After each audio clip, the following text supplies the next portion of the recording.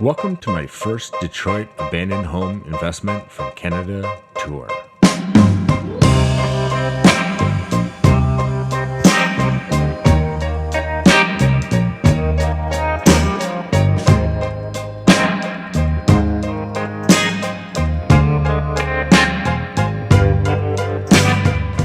I came to Detroit from Canada to tour houses for my first investment property. There were a lot of options with a lot of work. Not many with less work. But then I found Glen House, and I knew immediately. First, there's just so much character intact. The moldings, the fireplace, the bright front windows. I want to separate this first floor and create a one-bedroom suite. I saw immediately how I could create a bedroom. I know we can close this door and convert it to a closet. Close some of the other doors and have this one be the entrance.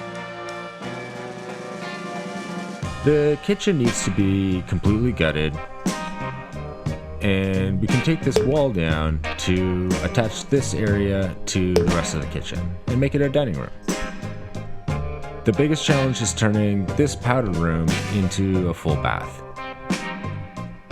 Luckily, there's these old service stairs, and if I can tear them out, I can add the space to the bathroom. I can swap the back door for a more entrance-like door, and build a wall at the front to separate the stairs from the upstairs apartment.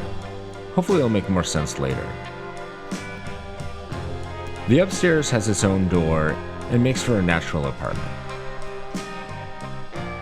It has a full bath that needs an update, and need to convert the back room into a kitchen. Yeah, it'll be fine.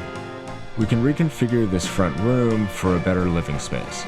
I mean, the whole apartment needs everything, but the bones are there. I mean, look at these colors. They're amazing. And matching carpets. Do you know why I love carpets so much? The possibility of hardwood floors. Then there's this loft. What a bonus. I love loft spaces. There's all kinds of potential, and this one lacks none of it.